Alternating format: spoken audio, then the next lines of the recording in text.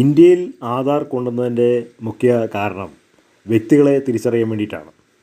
വ്യക്തികൾ ആരാണ്, അവർ എവിടെ താമസിക്കുന്നു, അവർക്ക് എത്ര സ്ഥലമുണ്ട്, എത്ര പ്രാവശ്യം വിവാഹം കഴിച്ചിട്ടുണ്ട്, അവരുടെ സ്വത്ത് എത്രമാത്രമുണ്ട്, അവരെന്തൊക്കെ ചെയ്യുന്നു, അവരുടെ മൊബൈൽ നമ്പർ എന്താണ്, അങ്ങനെ തുടങ്ങിയ ഒരുപാട് വിഷയങ്ങൾ മനസ്സിലാക്കാൻ വേണ്ടിയിട്ടാണ് ആധാർ കൊണ്ടുവന്നിട്ടുള്ളത്.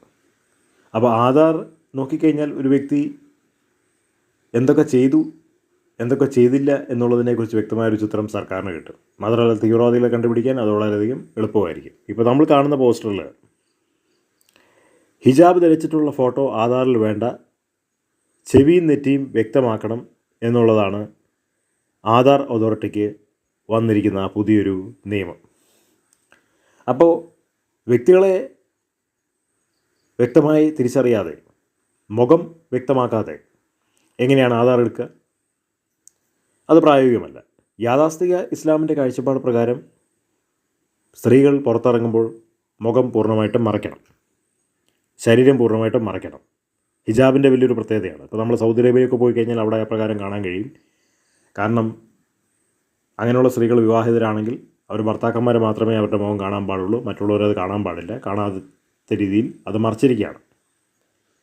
അത് മറയ്ക്കാനുള്ള പ്രത്യേക കവചമൊക്കെ ഉണ്ട്. നമ്മളിപ്പോൾ ഈ ഫോട്ടോയിൽ കാണുന്നത് കവചം മറിച്ചിട്ട് കണ്ണുകൾ കാണുന്നുണ്ട് വ്യക്തമായിട്ട്, പക്ഷേ മുഖം കാണുന്നില്ല.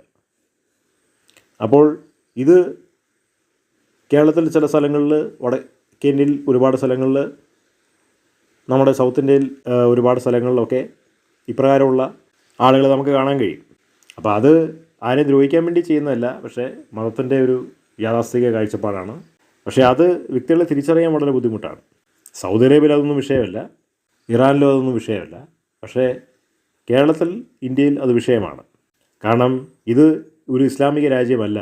ആ ഒരു കാരണം കൊണ്ട് ഇവിടെ ആ നിയമം പ്രാബല്യത്തിൽ കൊണ്ടുവരാൻ വളരെ ബുദ്ധിമുട്ടാണ്.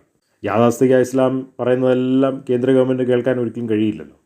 അങ്ങനെ ചെയ്യുന്നു എന്ന് വരികിൽ ഇന്ത്യ പിന്നെ മതേതര രാജ്യമാണെന്ന് നമുക്ക് പറയാൻ കഴിയില്ല. അതുകൊണ്ടാണ് ആധാർ അതോറിറ്റി ഇങ്ങനെ പ്രകാരം പറഞ്ഞിരിക്കുന്നത്.